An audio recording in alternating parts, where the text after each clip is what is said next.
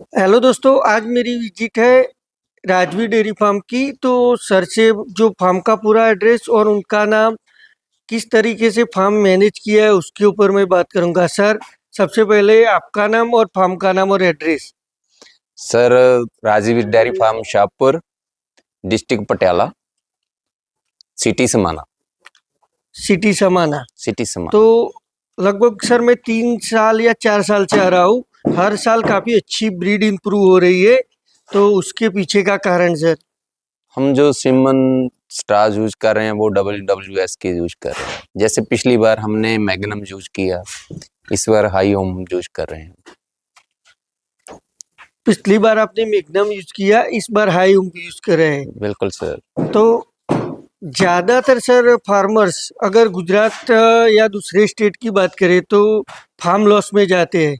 आपके यहाँ पंजाब में हर जगह काफ़ी अच्छा ब्रीड पे भी इम्प्रूवमेंट हो रहा है और प्रॉफिट में भी। तो फार्म कैसे करे सर तो प्रॉफिट हो?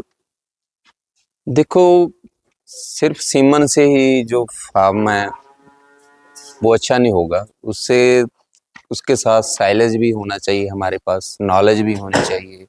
और सेकंड, मैं तो फिर भी फर्स्ट जो है, जो सिमन जो स्ट्रा है वो बढ़िया यूज करें। जैसे हम WWS का यूज करते हैं डॉक्टर नेलवेरिक से, वो हमें तो आज तक जो रिजल्ट मिला है वो सीमन के हिसाब से ही मिला है। तो सर जो फार्म पे हाई मिल्किंग वाली गाय होती है कि जो जिसका पीक ज़्यादा है, तो आपके फार्म पे गाय कितना ज़्यादा से ज़्यादा दूध करती है सर? 61 लीटर 61 लीटर पूरे दिन का पर डे। तो फार्म पे अभी सर दूध कितना हो रहा है?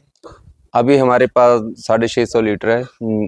और जो टोटल काविंग होगी हमारी 1200 1250 लीटर के करीब चला। लगभग 20 या 25 दिन के बाद 1200 तक पहुंच जाएगा। हाँ, जनवरी में हमारा 1200 1250 के करीब पहुंच जाता तो अभी जो हर्ड के हिसाब से आपका दूध है सर, तो प्रॉफिट होता है सर? है। देखो, अभी थोड़ा बहुत मैनेज कर रहे हैं, और जब टोटल काविंग हो जाएगी तो उस टाइम प्रॉफिट भी निकलने लगेगा। बहुत बढ़िया प्रॉफिट बहुत होगा। बढ़िया प्रॉफिट मिलेगा। तो फार्म पे सर एक्चुअली जो हम गाय को मिल्किंग करते हैं, कौन सा ऐसा फेज होता है कि सबसे ज्यादा केयर की जरूरत पड़ती है सर?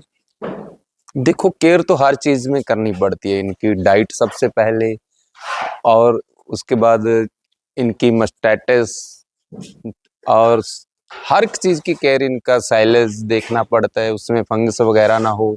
सारी चीजें इनकी जो हमारी फीड की फार्मूलेशन है वो कैसी है, उस पर डिपेंड करता है। और सर जो अच्छा गाय का काविंग के बाद पीक लेना है आपको, तो जो ड्राई मैटर केयर करते हैं उसके ऊपर सर? कैसे सर?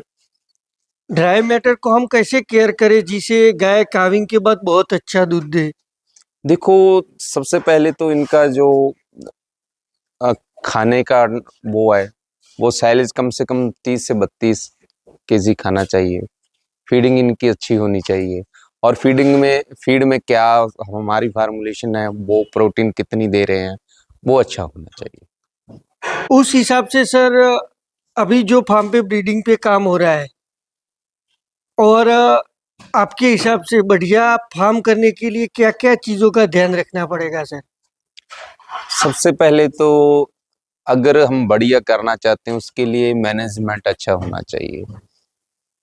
सेकंड, जो सीमन यूज कर रहे हैं वो बढ़िया यूज करें, ब्रीड पे काम करें। ब्रीड है जो, वही केयर बाद की बात है। अगर ब्रीड हमारे पास है फिर सारा कुछ ही है। तो टोटल मिला के सर एक अच्छा सीमेन लगाने के बाद का आपका अच्छे से रियरिंग करते हैं, अच्छी वेट पे एआई करा के अच्छी वेट पे काविंग होगा, उसके बाद ड्राई मैटर भी अच्छा जाना चाहिए, टोटल मिला के शेड भी अच्छा होना चाहिए। सब चीज़ें मिलती है तो ही दूध में कन्वर्ट होता है। देखो, जो एक हमने सीमन अच्छा यूज कर लिया, वहां से चलो स्टार्टिंग हो जाती है हमारी। उसके बाद उनकी डाइट, उनका जो एआई के टाइम 4 क्विंटल से ऊपर वेट होना चाहिए जब हमने उनकी एआई करनी है।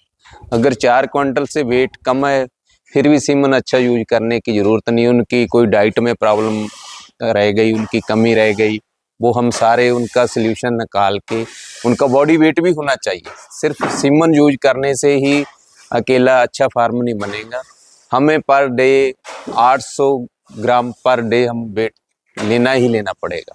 700 से 800 ग्राम पूरे दिन का वेट गेन कम से कम होना चाहिए। कम से कम होना चाहिए।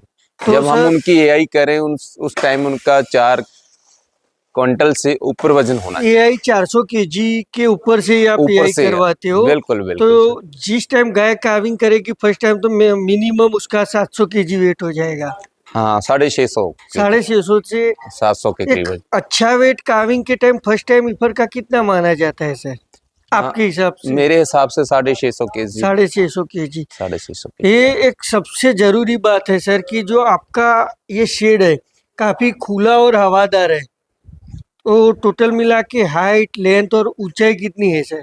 देखो इसकी 100 बाय 100 का जो हमारा शेड है, इसकी हाइट जो सेंटर में से है वो 2.5 फुट है 28 फुट सेंटर से। सेंटर, और जो पिलर्स हैं हमारे वो 14 फुट हैं हमारे। लास्ट में 14 है। लास्ट में तो एक 14। अच्छा शेड बनाते हैं तो ऊंचाई भी हम उसकी लंबाई और चौड़ाई के हिसाब से ही करवा सकते हैं। बिल्कुल सर, कम से कम 25 तो हाइट होनी चाहिए। चलो अगर जब पशु आपके पास अच्छा है तो 25 फुट की हाइट होनी ही चाहिए। 25 फीट होनी चाहिए उनकी। तो दूसरी एक बात कि हम गुजरात में ब्रीडिंग पे काम कर रहे हैं, ज्यादातर दिक्कत फीड की और साइलेज की आती है।